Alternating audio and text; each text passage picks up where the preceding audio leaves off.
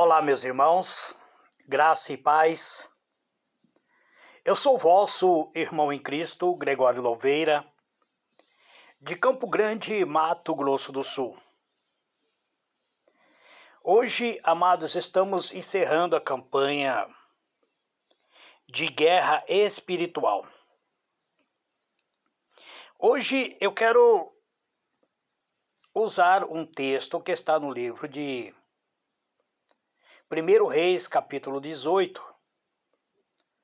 No capítulo 17, Elias se apresenta diante de Acabe e lança uma profecia dizendo que não haveria chuva, porque o rei Acabe ele se tornou um rei perverso. E durante 3 anos e meio, Elias foi escondido por Deus, mesmo no território de Israel. Quando Acabe mandou procurar Elias por todo o território vizinho, Elias estava escondido no território de Israel. Agora no capítulo 18 diz que assim: algum tempo depois, no 3º ano da seca, o Senhor Deus disse a Elias: vá, apresente-se ao rei Acabe, pois eu vou mandar chover. Somente o versículo 1, para nós entendermos o desenrolar desse acontecimento. Ontem eu vos disse sobre que Deus nos deu autoridade espiritual, que Jesus nos deu autoridade sobre serpente, escorpião e sobre toda a força maligna. Hoje eu quero falar sobre o Senhor ser o único que tem o poder de dar o sustento material e que usa o seu poder para cuidar daqueles que o temem. Hoje nossa atenção estará voltada ao aspecto que caracteriza o conflito espiritual entre o verdadeiro Deus e aqueles deuses que não são Deus, entre a verdade e a mentira, entre o evangelho e a proposta de vida deste mundo secular. Vamos aprender sobre o que nós, como servo de Deus, devemos ser, saber e fazer diante desse conflito espiritual que enfrentamos. Vamos também entender o que é sobre o cumprimento das palavras de um profeta. Elias era profeta. Elias lança uma profecia de que não iria chover. E o que isso causou aos outros profetas do Senhor? O que isso revela sobre o fazer culto a outro Deus que não é Deus verdadeiro? Como reagiram o rei Acabe e a esposa de Acabe, Jezabel? Vamos entender também sobre a perseguição aos servos de Deus. Depois de esconder seu profeta por mais de 3 anos, Deus deu novo passo em seu projeto de instrução espiritual, enviando-o de volta para Israel, para anunciar a volta da chuva. Durante o período em que Elias esteve escondido, o povo ficou sem chuva, sem alimento, sem a palavra de Deus. O povo experimentou os efeitos de falta dos cuidados divinos. O cumprimento das palavras de Elias gerou profunda perseguição contra os profetas do Senhor. A falta contínua de suprimento de alimento humilhavam ao Deus Baal e colocavam os seus profetas em xeque-mate. Então, a profecia de Elias coloca agora em risco o projeto de divulgar a própria palavra de Deus. Porque a profetisa Jezabel, ela se sentia ameaçada também de colocar seu projeto de colocar um culto de adoração ao deus Baal. Jezabel, mulher cruel, mulher de Acabe, passou a perseguir abertamente os profetas do Senhor, ordenando uma matança em massa. Nós vemos isso, se nós estudarmos a Bíblia, veremos isso no livro de Reis, capítulo 18, versículo 4 e versículo 13. O seu alvo, na verdade, era Elias. Jezabel queria acabar com Elias, mas como não conseguia acabar com Elias, ela declarou guerra aos profetas de Deus. Acabe, o rei de Israel, mandou procurar o profeta Elias por toda parte, mas não teve êxito.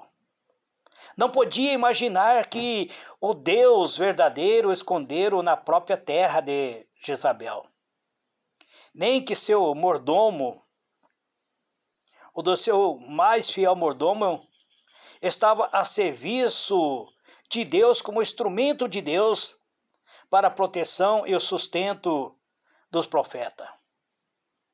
A história nos conta que pelo menos 100 profetas foram escondidos e sustentados por Obadias, o mordomo do rei Acabe.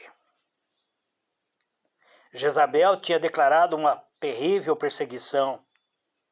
A perseguição só fez complicar o estado de espírito de Israel. Agora, os profetas de Deus estavam escondidos, outros estavam mortos. Foram cortadas todas as fontes de orientação divina. Israel se encontrava em densas trevas espiritual. Israel estava dominado pelo mal. A perseguição dos homens de Deus é o sinal mais evidente da batalha espiritual que Israel enfrentava.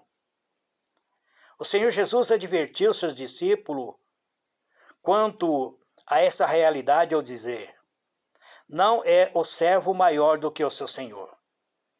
Se a mim me perseguiram, também vos perseguirão a vós. João 15, verso 20. Não estamos falando de um desentendimento isolado da atitude má de algumas pessoas que têm coração mau, que têm o coração cheio de ódio. Como eles odiou o mestre, o mundo odeia os discípulos que Jesus escolheu do mundo. Isso está em João 15, verso 18 a 19. Esse ódio vai desde, muitas vezes, risos, zombaria, até ataque direto, ataque mortal. É uma das manifestações do poder do anticristo sobre este mundo. Tanto no Antigo quanto no Novo Testamento, somos informados sobre fortes ataques que os santos sofrerão, e no último tempo haverá uma guerra, uma declaração de uma guerra milenar. Não é nada fácil, amado, ter os poderes que Jezabel tinha. Jezabel tinha um poder que vinha do próprio anticristo, buscando morte dos profetas de Deus. Assim também existem pessoas no mundo, amado, que são possuídos por espírito maligno com poder do anticristo, buscando a nossa morte. O que dizer dos missionários que são mortos na China, que são mortos, muitas vezes, por perseguição política? Em situação como essa, muitos crentes se deixam vencer pelo medo, pelo temor e recua em seu testemunho e compromisso com Deus. Por isso, Jesus nos estimula ao apontar como bem-aventurado aqueles que são perseguidos por causa da justiça. Diante da injúria, da perseguição, e da mentira, devemos nos regozijar por compartilhar da perseguição, por saber que haverá um galardão dos profetas sobre cada um de nós. É isso que Jesus fala em Mateus 5, verso 11 e 12. Mas voltando para a história dos profetas, marcada pela rejeição e pela hostilidade, houve um momento em que a palavra de Deus exaltava a um procedimento santo que os homens não queriam aceitar. Em outros, a palavra denunciava o pecado e anunciava o juízo, colocando os profetas em direção à oposição à liderança e ao povo, gerando muitas vezes mortes e prisão desses profetas. O apóstolo Paulo resumiu muito bem essa realidade quando, relembrando sua própria perseguição, disse a Timóteo: todos quanto querem viver piedosamente em Cristo Jesus serão perseguidos. Segundo Timóteo 3, verso 12. Quando assumimos um compromisso com o reino de Cristo, amados, nos colocamos em rota de colisão com os poderes, com os valores deste mundo. Então começa a perseguição de todo tipo. Por isso Paulo nos exorta a revestir do Senhor e da força do seu poder, para resistir às astutas ciladas do maligno e permanecer inabalável. Efésios 6, versículo 10 a 13. Então, existe algum confronto que teremos que enfrentar, que nós chamamos de batalha espiritual. Surge, então, um segundo importante aspecto da batalha espiritual: a necessidade de confronto. Não é possível ficar indefinidamente no esconderijo, amados. Não é possível ficarmos acuados com medo do inimigo da nossa alma. Nós temos que nos revestir de coragem. Elias, o profeta de Deus, estava em Serepta. Ele também entrou muitas vezes em uma caverna. E os profetas do Senhor encontraram sustentos e proteção contra as investidas de Jezabel. No entanto, Israel definhava em trevas. Por isso, em sua misericórdia, Deus ordenou a Elias que se apresentasse a Acabe. Esse não seria um encontro fácil. Depois de 3 anos procurando e odiando a Elias, Acabe, por fim, estava com muita ira contra Elias. Obadias, servo de Acabe, mordomo de Acabe, ele tem medo até mesmo de anunciar que Elias voltou. Ainda assim, Elias está disposto a obedecer a Deus, enfrentar a perseguição e apresentar-se diante do rei. Essa apresentação de Elias nos aponta para o envio de Jesus ao mundo.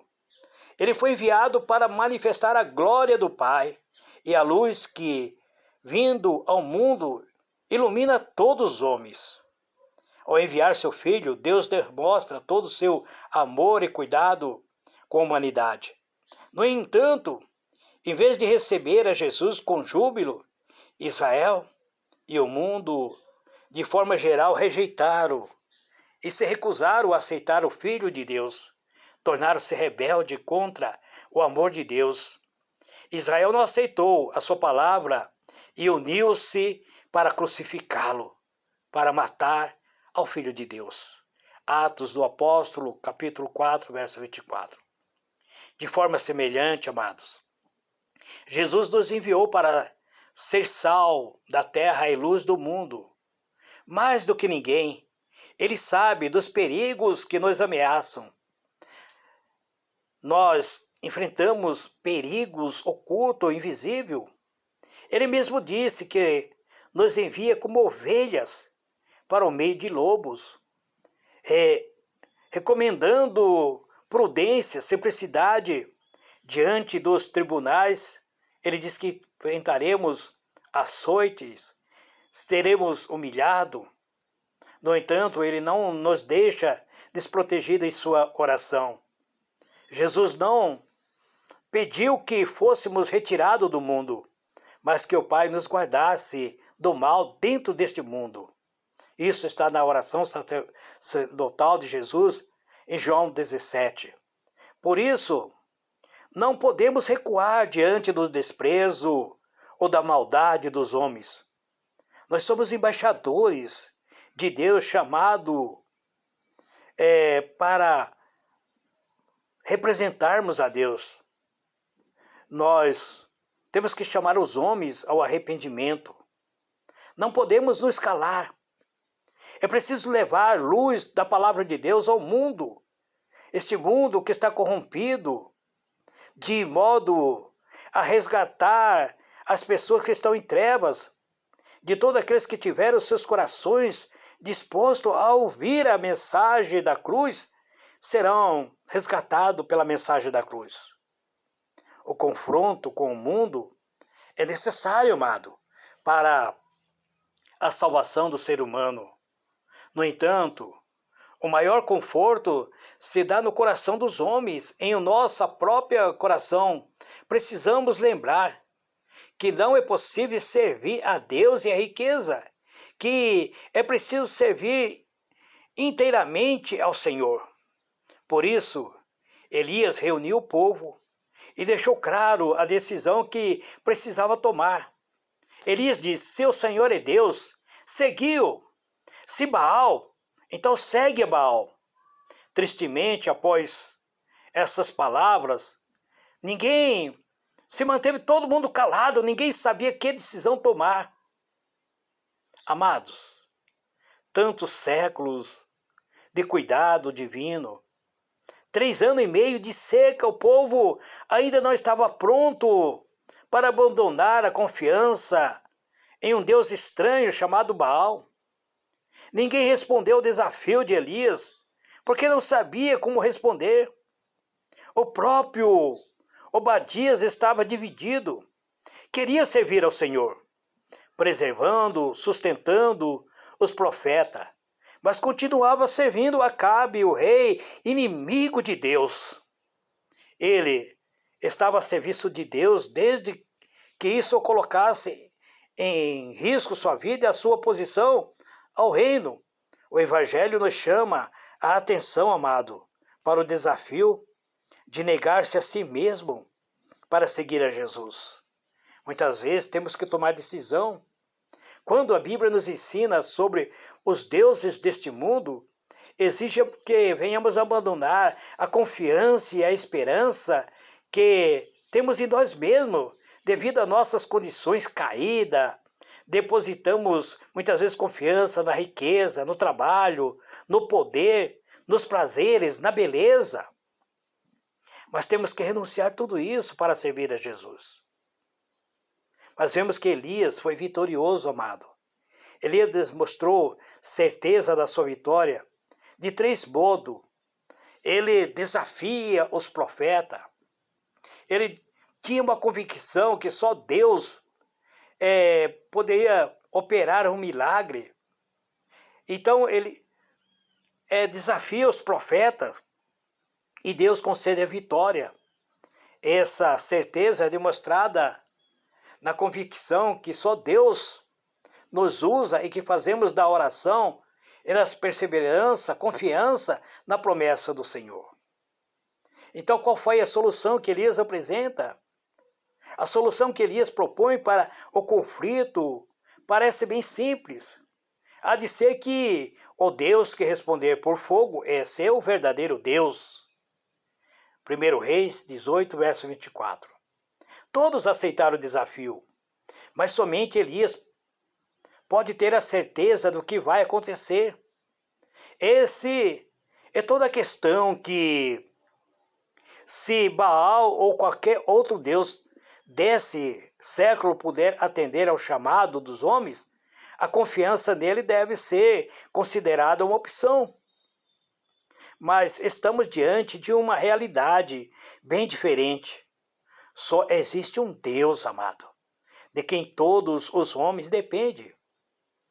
Nós temos que confiar plenamente. E quando nós lançamos as palavras de Deus, essas palavras têm que concretizar. Então só Elias pode sair vitorioso desse desafio, porque ele tinha uma convicção. A convicção é tão grande que ele até reforça as dificuldades para o sucesso.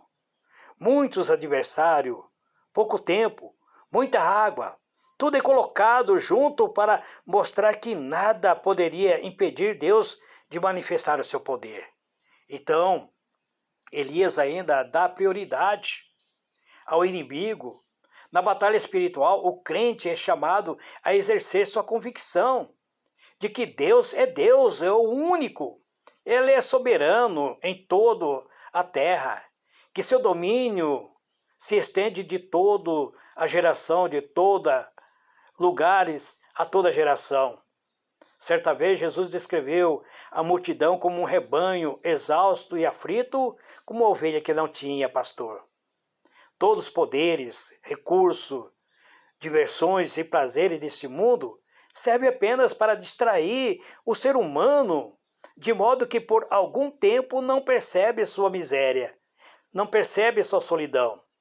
Sem buscar recurso em Jesus, a igreja ela vem perdendo o seu foco. Nós vemos o caos da igreja de Laodiceia. Estava infeliz, miserável, pobre, cega e nua, mesmo tendo grande riqueza. Assim fica todos os que buscam viver sem Deus neste mundo. Somente o Senhor da Seara poderia mandar que os trabalhadores para atender, para ter essa convicção. O primeiro passo para vencermos o mundo é usarmos a oração. A convicção de que o Senhor é o único Deus que nos leva a buscar nele tudo o que precisamos e desejamos. Quando chegarmos à vez de oferecer o sacrifício, devemos fazer como Elias.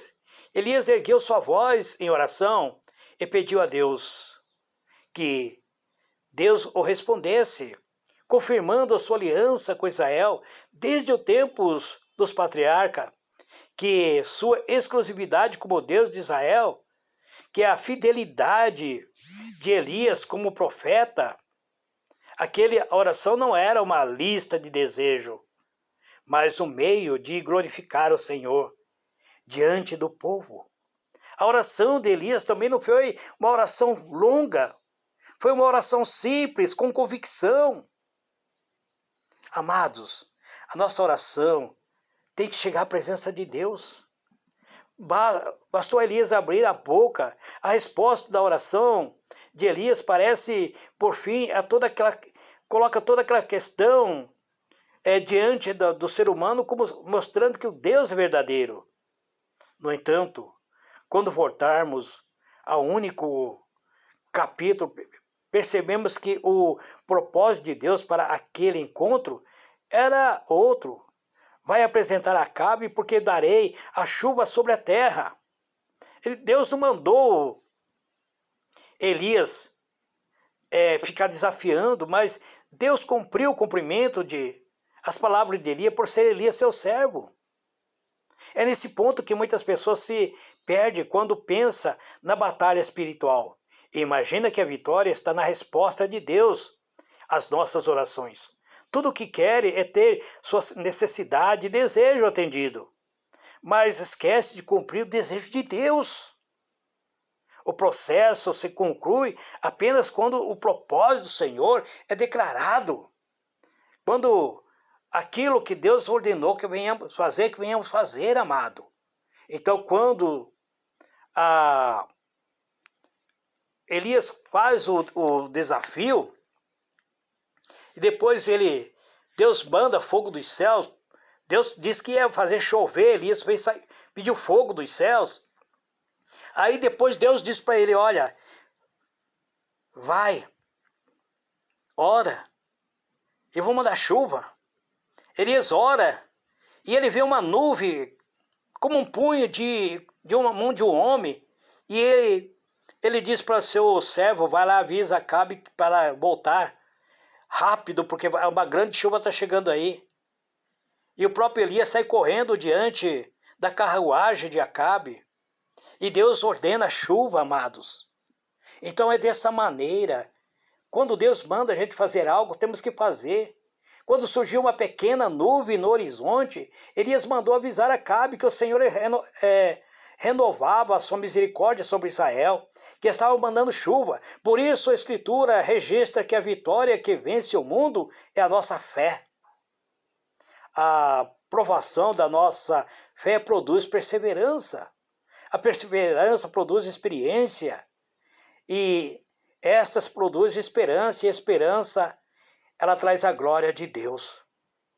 Quando essa glória se manifestar com plenitude, todos os inimigos de Deus e de seu povo serão definitivamente vencidos.